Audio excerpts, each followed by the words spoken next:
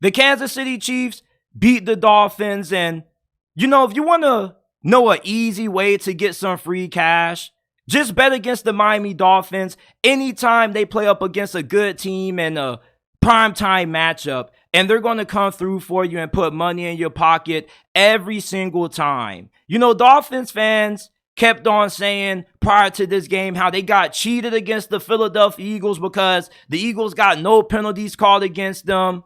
They got outplayed by the Buffalo Bills, but they lost that game because they were missing a lot of their star players. Well, what's going to be your excuse for losing this game?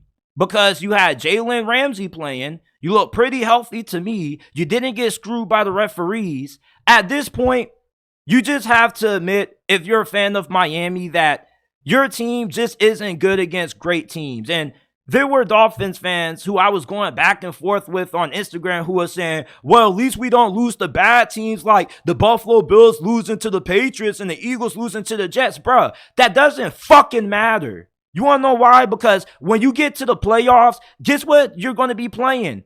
Great teams. And if you can't beat a good team in a regular season, what makes you think logically that you're going to be able to make a deep playoff run? The Buffalo Bills beat you by multiple possessions. It wasn't even close. Same thing with the Philadelphia Eagles. And although this game was really close, your defense played really well, your offense still didn't have a great game. Tua Tagovailoa, I've yet to see him play in a big game against a great team where he just had a coming out party and he showed everybody why he was one of the best quarterbacks in the NFL. This is a team that anytime the lights are bright, the moment just gets too big for them. Do you know that it's been over a year since the Miami Dolphins beat a team that finished with the record of above 500? The last time the Dolphins beat a team that had a winning record, it was the Detroit Lions during week 8 of the 2022 season, and the Lions were 1-6 at that point. So if you want to be a little bit more technical, they probably haven't beaten a good team since early last season. You can say, well, the offensive line isn't great. Okay, that's a you problem. That's a personnel problem. Injuries, everybody's dealing with them. Everybody has to overcome egregious officiating. We know that the officiating in the NFL isn't great. You're not the only team that has to deal with these problems. You see, the Miami Dolphins are a team that they look really good on paper. If we had to give the Super Bowl to teams based on off-season hype, the Miami Dolphins probably would have won that thing 2 back-to-back years in a row. Yeah, they got the fastest team in the NFL, but why does it matter? You're not good up front. And if you can't win up front, especially having a terrible offensive line like the way they do, you're not going to be able to make it far in the playoffs. And what's funny to me is how Mike McDaniel, he tends to get away from running the football. The Miami Dolphins in the first half, they didn't run the football all that much. In the second half, when they finally realized, oh, hey, we got a good group of running backs, we can actually run the football, that's when this offense looked way more effective. I don't know why Mike McDaniel just has this air raid mentality when he just says, F it, we're just going to sling the football all over the field against you. You got to be able to play complementary football, and that's something that this team doesn't do a good job at doing. Kansas City, this wasn't a perfect game from them. Patrick Mahomes looked really good out the gate, but in the second half, Vic Fangio's defense really put the hammer down on this offense, especially on that 4th and 1 call, which was really idiotic because why the hell would you, instead of running the football, why would you try to throw it to Travis Kelce trying to get cute? That could have costed Kansas City this game, and you got to give a lot of props for Vic Fangio and company for putting all resources on making sure Travis Kelce didn't beat them in this game. This Dolphins defense is rapidly improving. And as expected with this defense getting Jalen Ramsey back, getting more healthier, and this defense probably could be a bigger reason why they could maybe beat a good team or two in the postseason than what the offense does, because the defense, I don't think this defense has let them down too much. The offense is what makes this team click. And it's cool to put 70 points on the Denver Broncos, but can you put 70 points on the Buffalo Bills? Can you put 70 points on the team that's, having Super Bowl aspirations like you are? You see, that's the thing with the Miami Dolphins. They are a flashy team. They're like that nice Lamborghini. They're like a Tesla. But the problem with the Tesla is that it looks nice, but it has a lot of issues that comes with it that not too many people talk about. I like the Dolphins. I like Tua. I like Mike McDaniel. But this team has a big game problem. You can't win a Super Bowl if you can't beat good teams. It doesn't matter if you can beat bad teams, because once you get to the postseason, everybody's just as good as you. And what's going to be the difference is the fact that everybody's either going to have a better coach than you or just as good as coaching as you. They're also going to be great quarterbacks. Do you really believe that Tua is good enough to outdo Joe Burrow, Lamar Jackson, Patrick Mahomes?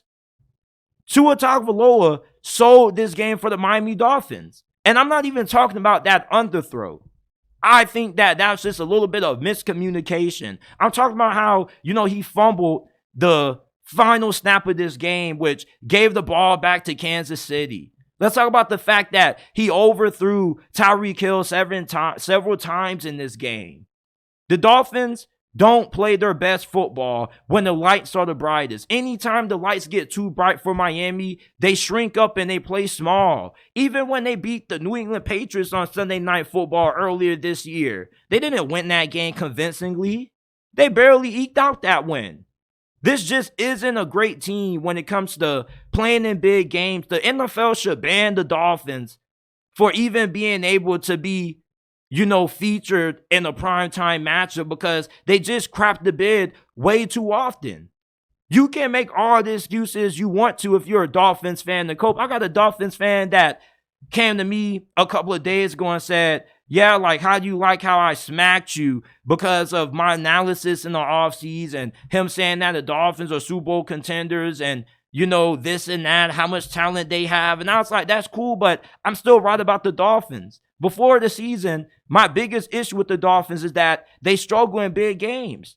And it's funny how I laid that out there. He laughed at it, and he proceeded to give out more excuses why they can't win big games. Oh, but the Bills lost to the Patriots. Oh, but the Eagles lost to the Jets. Who cares? You didn't beat them, so why are you trying to take credit for what another team did? The Dolphins are frauds. They're the biggest frauds in the NFL right now. They're the only team that people still feel have the ability to win it all, even though they haven't proven the ability to beat a great team. Until the Dolphins beat a good quality team, I don't want to hear no more talk about how this team is a dark horse to win it all. They're not. You got smacked by Buffalo. You got a better record than the Bills right now, and you still have one of the top records in this conference. But that's only because you've had the luxury on beating bad teams. You beat the Panthers. You beat the Giants. You put 70 on the Broncos. None of those teams that you've gotten wins over this year are playoff materials. As a matter of fact, all your wins have came against teams that have losing records. What's Miami's best win up to this point? Beating the Chargers, where Brandon Staley, who Chargers fans call to be fired nearly every single week that they lose? The Kansas City Chiefs, even though this team offensively isn't performing at the level that we've been accustomed to seeing out of Patrick Mahomes, Andy Reid, and Travis Kelce over the last 5 years, this defense is all world. And they still find ways to get the offense going, but I don't know if Kansas City is even going to make it that far in the playoffs with the way this conference is shaping up. And there may be a strong possibility that Kansas City doesn't even get the 1 seed. As long as Lamar Jackson stays healthy, I think the Ravens are going to have the number 1 seed come playoff time. And Kansas City is going to have to, go on the road to maybe make it to the Super Bowl this year. And they're definitely capable of making it back if they got to beat a team on the road. I'm never going to count out Andy Reid and Patrick Mahomes. But Kansas City has never went into the postseason since the Mahomes era started, where they didn't have home field advantage. I think this is going to change this year. especially when you got other teams that have quarterbacks that are kind of in the same realm as Patrick Mahomes. Yeah, they're not on the same level. We know that it's pretty much Patrick Mahomes and everybody else. But the gap between Mahomes and the rest of the quarterbacks in this conference is now starting to close. Because now these other quarterbacks have just as much talent as what Patrick Mahomes has had in the past. And great head coaches, great offensive minds. Lamar has Todd Monken, a star-studded group of pass catchers. Trevor Lawrence has Calvin Ridley, Zay Jones, Christian Kirk, Doug Peterson, Travis Etienne, Joe Burrow. We know what he's capable of doing. The AFC is just way too talented this year for Kansas City to continue to make it back to the Super Bowl with the way that they've played this season offensively.